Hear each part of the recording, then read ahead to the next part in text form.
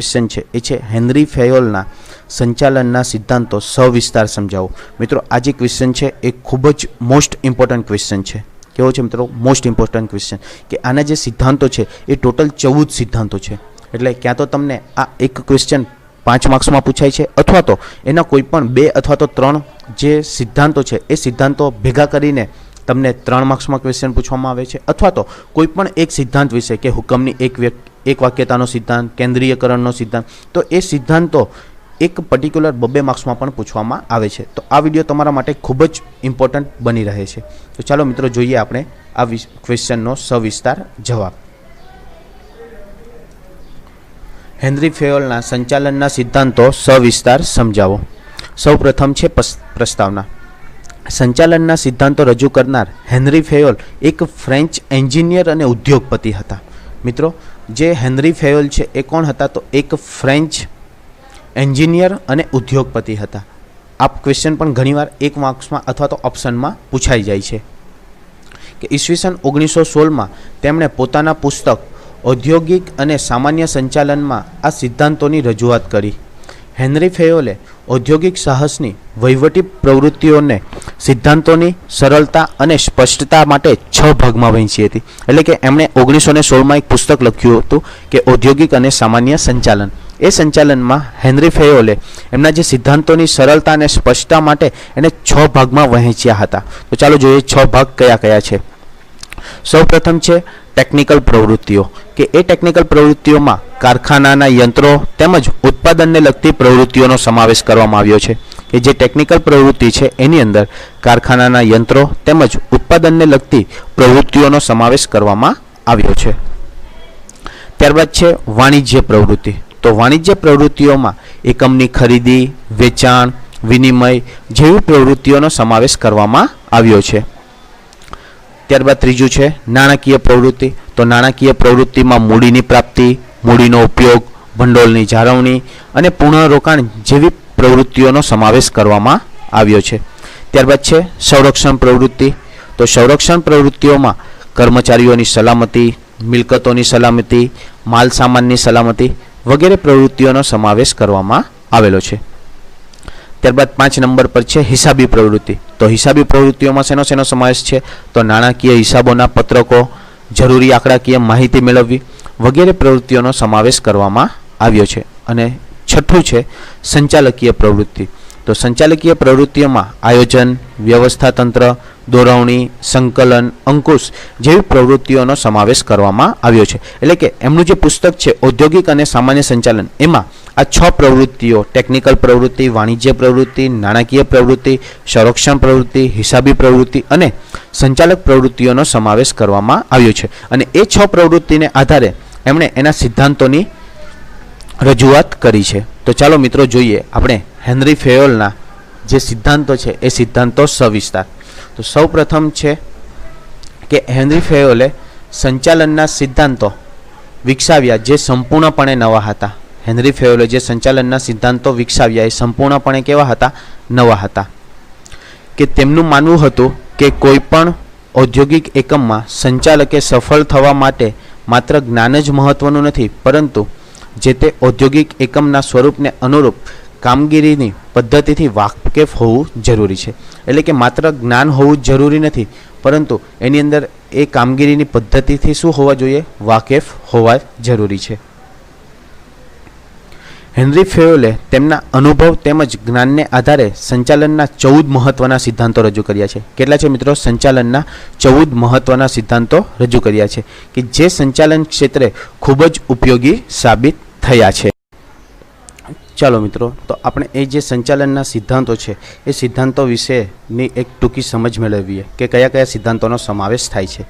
સૌપ્રથમ છે શ્રમ વિભાજનનો સિદ્ધાંત સત્તા અને જવાબદારીનો સિદ્ધાંત શિસ્તનો સિદ્ધાંત હુકમની એક વાક્યતાનો સિદ્ધાંત દોરવણીની એક વાક્યતાનો સિદ્ધાંત સામાન્ય હિતને વધુ અને વ્યક્તિગત હિતને ગૌણ સ્થાન કર્મચારીઓને યોગ્ય વેતનનો સિદ્ધાંત કેન્દ્રીયકરણનો સિદ્ધાંત સત્તાની રેખિક સાંકળનો સિદ્ધાંત व्यवस्थानो सिद्धांत समानतानो सिद्धांत स्थिर कर्मचारी गणनो सिद्धांत पहल वृत्तिनो सिद्धांत अने जूथ भावनानो सिद्धांत। मित्रों आ हेनरी फेयोलना टोटल 14 सिद्धांतों है કેટલા સિદ્ધાંતો છે? 14 સિદ્ધાંતો. અને એ સિદ્ધાંતો દ્વારા એમણે સંચાલનના સિદ્ધાંતો આપ્યા છે. અને આ ક્વેશ્ચન તમને ક્યાં તો 5 માર્ક્સમાં પૂછાય છે અથવા તો કોઈ પણ એક સિદ્ધાંત તમને 2 માર્ક્સમાં પૂછાય છે, કે જેમાં ખાસ હુકમની એક વાક્યતાનો સિદ્ધાંત, શ્રમ વિભાજનનો સિદ્ધાંત અને કેન્દ્રીયકરણનો સિદ્ધાંત એ ખાસ પૂછાય છે. તો એ તમે ધ્યાનથી જોજો. ચાલો તો જોઈએ આપણે હેનરી ફેયોલના સિદ્ધાંતો વિશે સમજૂતી. સૌ પ્રથમ છે શ્રમ વિભાજનનો સિદ્ધાંત. મિત્રો, શ્રમ વિભાજન એટલે કે જે કર્મચારીઓ છે એ કર્મચારીઓને એમની કાર્યક્ષમતા અને કુશળતાના આધારે કામની વહેંચણી કરવી. શું છે? કાર્યક્ષમતા અને કુશળતાના આધારે કામની વહેંચણી કરવી. હવે જે વ્યક્તિ એ કામ કરી શકે છે અને એને જો એ કાર્ય ન આપવામાં આવે તો એની કાર્યક્ષમતા ફાજલ જાય છે અથવા નિષ્ફળ નીવડે છે. એવી જ રીતે કે જે વ્યક્તિ કાર્યક્ષમ ન હોય, કામ કરી શકે તેમ ન હોય અને તેને તે કાર્ય સોંપવામાં આવે તો ત્યાં કાર્ય નિષ્ફળ નીવડે છે. એટલે શ્રમ વિભાજનનો સિદ્ધાંત યોગ્ય રીતે હોવો જોઈએ. સંચાલનમાં કર્મચારીઓ તથા સંચાલકોની કાર્યક્ષમતા વધારવા પર ભાર મૂકવામાં આવે છે કે જેથી ધ્યેય સિદ્ધિ સરળતાથી મેળવી શકાય. ઉત્પાદનના સાધનોના ઇષ્ટતમ ઉપયોગ દ્વારા ઉત્પાદકતા વધારી શકાય છે. આ ઉપરાંત કર્મચારી તથા સંચાલકોની કાર્યક્ષમતા વધારવા માટે શ્રમ વિભાજન જરૂરી છે. શ્રમ વિભાજન સંચાલકોની કક્ષાએ તેમજ કારખાનાના કક્ષાએ એમ બંને કક્ષાએ થવું જરૂરી છે. તેનાથી વિશિષ્ટીકરણના સિદ્ધાંતનો લાભ લેવો જોઈએ. ત્યારબાદ છે સત્તા અને જવાબદારીનો સિદ્ધાંત. સત્તા અને જવાબદારી એટલે કે દરેક વ્યક્તિને એના કાર્ય પ્રમાણેની સત્તા આપવામાં આવે છે અને એ સત્તાને અનુરૂપ એની જવાબદારી બને છે કે એ ઉપરી અધિકારીને અથવા તો ઉપરી જે વ્યક્તિ છે એને જવાબદાર રહી શકે. તો સત્તા અને જવાબદારી એ એક સિક્કાની 2 બાજુઓ છે. જવાબદારી વગરની સત્તા અને સત્તા વગરની જવાબદારી બંને અધૂરા છે. મિત્રો, ક્યારેક આવું વાક્ય પણ પૂછાય છે તમને કે સત્તા વગરની જવાબદારી અને સત્તા વગરની જવાબદારી અને જવાબદારી વગરની સત્તા બંને અધૂરા છે, અથવા તો સત્તા અને જવાબદારી એ એક સિક્કાની 2 બાજુઓ છે સમજાવો. તો ત્યારે તમારે સત્તા અને જવાબદારીના સિદ્ધાંત વિશેની માહિતી સમજાવવાની છે કે જ્યારે તાબેદારને કામ વિશેની કોઈ જવાબદારી સોંપવામાં આવે ત્યારે તે અંગેની સત્તા પણ એને સોંપવી જરૂરી છે. જો એને કામ સોંપવામાં આવે પરંતુ એ કામ કરવાની સત્તા જ ન આપવામાં આવે તો એ કામ થઈ શકતું નથી. માટે સત્તા અને જવાબદારી બંને શું છે? તો એ બંને એકબીજાથી અધૂરા છે જો ન હોય તો. સત્તા સોંપણી વખતે કર્મચારીનો હોદ્દો, જ્ઞાન, લાયકાત, અનુભવ, નેતૃત્વની કળા, પુખ્તતા વગેરે પરિબળો ધ્યાનમાં લેવા જોઈએ, જેના પરિણામે કર્મચારીઓનો ઉત્સાહ વધે છે અને ધ્યેય સિદ્ધિ સરળ બને છે. ત્યારબાદનો સિદ્ધાંત છે શિસ્ત અંગેનો સિદ્ધાંત. એટલે કે દરેક કર્મચારીએ, દરેક અધિકારીઓએ અથવા તો દરેક સંચાલકોએ ધંધાકીય એકમમાં શિસ્ત જાળવવું જોઈએ. તો તે અંગેનો સિદ્ધાંત હેનરી ફેયોલે આપ્યો છે કે ઔદ્યોગિક શિસ્ત એ ચોક્કસ પ્રકારના નિયમો અને આચારસંહિતાને કારણે સ્થપાય છે અને તેને કારણે એકમમાં અનુશાસન પણ સ્થપાય છે. જ્યારે કર્મચારીઓ મોટી સંખ્યામાં હોય ત્યારે શિસ્ત અને આચારસંહિતા મારફતે અંકુશ સરળ બને છે. એટલે કે કર્મચારીઓ જ્યારે મોટી સંખ્યામાં હોય ત્યારે એના અંદર શિસ્ત હોવું એ જરૂરી છે, આવશ્યક છે અને એના આધારે એ યોગ્ય ધ્યેય સિદ્ધિ મેળવી શકે છે. કર્મચારીનો કાર્ય પ્રત્યેનો આનંદ વધે છે, સંચાલકો પણ સરળતાથી કામ લઈ શકે છે અને શિસ્ત માટે દરેક કક્ષાએ યોગ્ય નિરીક્ષણ, કામદારો અને માલિકો વચ્ચે સ્પષ્ટ ન્યાયી કરારો તેમજ શિક્ષાનો ન્યાયી અમલ જેવી બાબતો મહત્ત્વની છે. એટલે કે શિસ્ત માટે યોગ્ય નિરીક્ષણ થવું જોઈએ, કામદારો અને માલિકો વચ્ચે સ્પષ્ટ ન્યાયી કરારો હોવા જોઈએ તેમજ શિક્ષાનો ન્યાયી અમલ બને એ માટે જરૂરી મહત્ત્વની બાબતો હોવી જોઈએ. ત્યારબાદનો સિદ્ધાંત છે હુકમની એક વાક્યતાનો સિદ્ધાંત. મિત્રો, આ મોસ્ટ આઈએમપી છે, 2 માર્ક્સમાં પૂછાય છે અને પૂછાય જ છે કે હુકમની એક વાક્યતાનો સિદ્ધાંત. હુકમની એક વાક્યતાનો સિદ્ધાંત એવું દર્શાવે છે કે જે પણ કર્મચારીને કામ આપવામાં આવે, જે પણ મજૂર છે, જે પણ કામદાર છે, એને કામ આપવામાં આવે તો કોઈ એક વ્યક્તિ દ્વારા જ કામ આપવામાં આવે. કોના દ્વારા આપવામાં આવે? કોઈ એક વ્યક્તિ દ્વારા. હવે કર્મચારી 1 હોય અને એના ઉપરી અધિકારી 3 હોય તો 3 જો એને અલગ અલગ કામ આપે તો એ હુકમની એક વાક્યતા નહીં કહેવાય. હુકમની એક વાક્યતા નહીં કહેવાય, કારણ કે કયા વ્યક્તિ અથવા તો કયા અધિકારીનું પ્રથમ કામ કરશે એના પ્રત્યે એને શું થશે? તો કન્ફ્યુઝન ઊભું થશે. પરંતુ જો એક જ વ્યક્તિ હુકમ આપવાવાળો હશે તો એ સરળતાથી કામ પણ કરી શકશે અને પેલો અધિકારી એની પાસે કામ પણ કરાવી શકશે. એટલે કે હુકમની એક વાક્યતા શું દર્શાવે છે કે એક જ અધિકારી એક જ કર્મચારીને હુકમ આપે, એને શું કહેવાશે? હુકમની એક વાક્યતા. તો કર્મચારી એક કરતાં વધુ ઉપરી અધિકારીઓના હુકમોનું એકસાથે પાલન કરી શકે નહીં. તેથી આ સિદ્ધાંત દર્શાવે છે કે કોઈપણ કર્મચારી કામગીરી કે પ્રવૃત્તિ અંગે કર્મચારીને એક જ ઉપરી અધિકારી તરફથી હુકમો મળવા જોઈએ. એટલે કે કોઈ પણ કામ કરવાનું છે તો એની માટે એક જ ઉપરી અધિકારી એને હુકમ આપવો જોઈએ. તેનો અર્થ એમ પણ થાય છે કે કોઈ એક કાર્ય માટે કે વિભાગ માટે કર્મચારીઓ એક જ અધિકારીને જવાબદાર હોવા જોઈએ. હુકમની એક વાક્યતાના સિદ્ધાંતને કારણે કર્મચારીઓમાં હુકમને લગતી કોઈ પણ મૂંઝવણ ઊભી થતી નથી અને તે સહેલાઈથી કાર્ય કરી શકે છે. એક કરતાં વધુ અધિકારીઓ દ્વારા હુકમો આપવામાં આવે તો કર્મચારીઓ મૂંઝવણ ઊભી થાય છે અને તેને કારણે ઔદ્યોગિક શિસ્ત જળવાતી નથી અને કાર્ય પણ મોડું અને અસરકારક થઈ શકતું નથી. ત્યારબાદનો સિદ્ધાંત છે દોરવણીની એક વાક્યતાનો સિદ્ધાંત, કે જે હુકમની એક વાક્યતાના સિદ્ધાંત જેવો જ છે. કે આયોજન એ ભવિષ્ય માટેની રૂપરેખા છે કે જે કાર્ય વિભાજન અને વિશિષ્ટીકરણના આધારે પાર પાડી શકાય છે.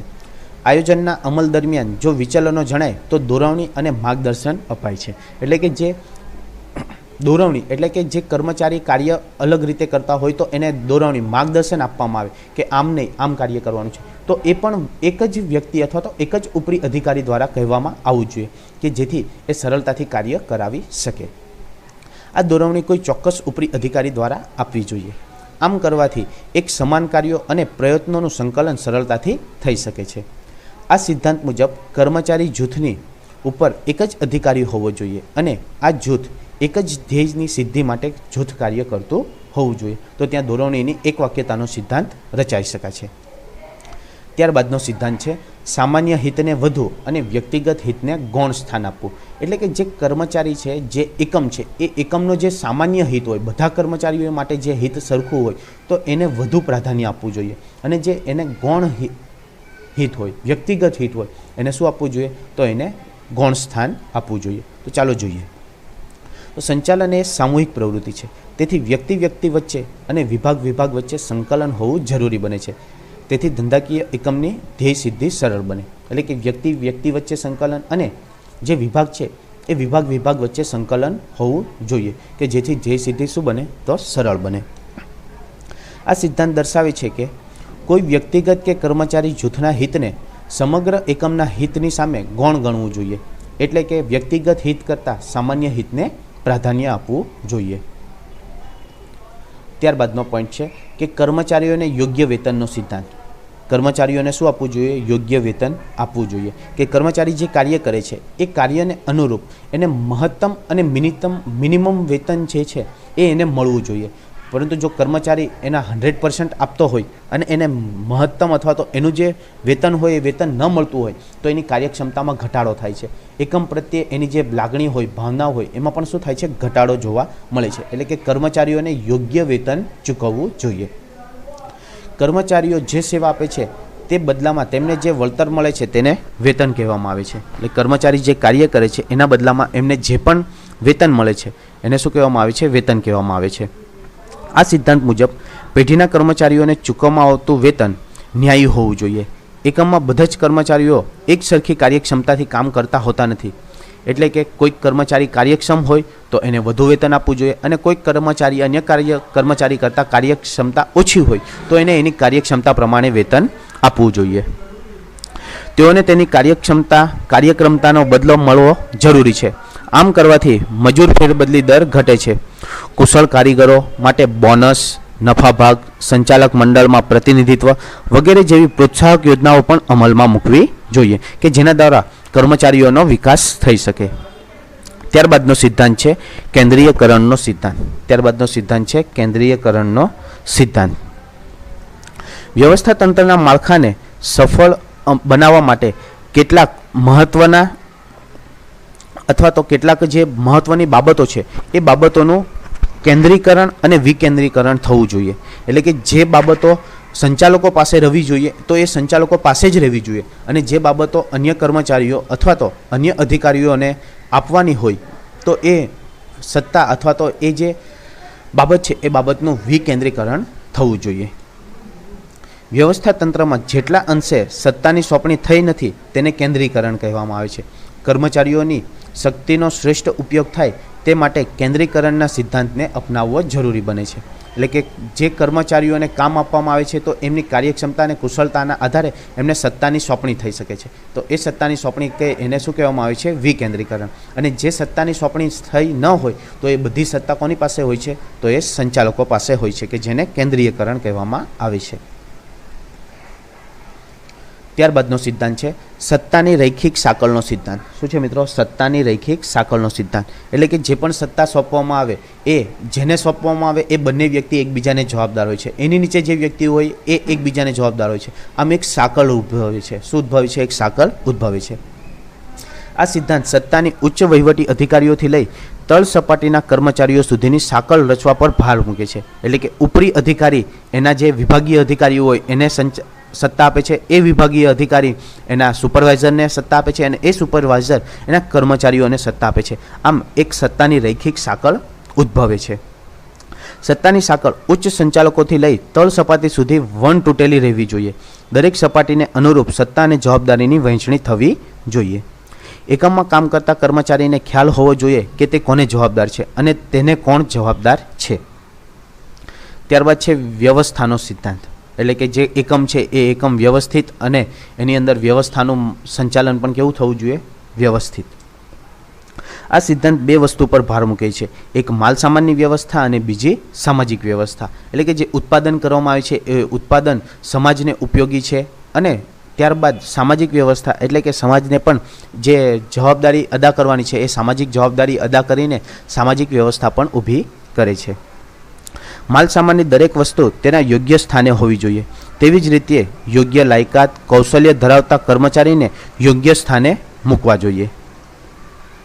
કોઈ ચોક્કસ સ્થાન માટે યોગ્ય કર્મચારીઓની ભરતી અંગેની પણ વ્યવસ્થા હોવી જોઈએ. એટલે કે કોઈ સ્થાન માટે ચોક્કસ કર્મચારીની ભરતી કરવામાં આવે તો એ ભરતી પણ યોગ્ય હોવી જોઈએ. ત્યારબાદનો સિદ્ધાંત છે સમાનતાનો સિદ્ધાંત. ત્યારબાદનો સિદ્ધાંત છે સમાનતાનો. એટલે કે દરેક કર્મચારીને સમાનતા અથવા તો સમાન ગણવા જોઈએ. એની જે પણ ધર્મ જાતિ જે પણ વસ્તુ હોય તો એ વસ્તુને બાદ કરીને દરેક કર્મચારીઓ પ્રત્યે શું રાખવું જોઈએ? તો સમાનતા રાખવી જોઈએ. કર્મચારીઓ એ સંચાલન વ્યવસ્થાનો એક ભાગ છે. કર્મચારીઓ જીવંત વ્યક્તિ છે, તેથી તેમની પાસેથી કામ લેવા માટે વ્યવહારુ અભિગમ અપનાવવો પડે છે. કેવો અભિગમ અપનાવવો પડે છે? વ્યવહારુ અભિગમ અપનાવવો પડે છે. કર્મચારીઓ પાસે કામ લેતી વખતે ન્યાયપૂર્ણ અને સમાનતાથી વર્તવું જોઈએ. શું કરવું જોઈએ? ન્યાયપૂર્ણ અને સમાનતાથી વર્તવું જોઈએ. એટલે કે બધા જ કર્મચારીઓ પ્રત્યે શું રાખવી જોઈએ? સમાનતા રાખવી જોઈએ. આ માટે વૈધિક કે રૂઢિગત વલણની જગ્યાએ અવૈધિક રૂપે વર્તન કરી એકમમાં સમાનતા સ્થાપવા માટે જરૂરી પ્રયત્નો કરવા જોઈએ. કર્મચારીઓનું સંચાલકો પ્રત્યેનું વર્તન એ વફાદારી, વલણ, સમાનતા અને ન્યાય પર આધારિત છે. ત્યારબાદનો સિદ્ધાંત છે સ્થિર કર્મચારી ગણનો સિદ્ધાંત. મિત્રો આ બધા બહુ ઇમ્પોર્ટન્ટ નથી. જે આગળ મેં તમને કીધા કે હુકમની એક વાક્યતાનો સિદ્ધાંત, એ બધા મોસ્ટ ઇમ્પોર્ટન્ટ છે. એના વિશે તમારે વધુ માહિતી મેળવવી. સ્થિર કર્મચારી ગણનો સિદ્ધાંત.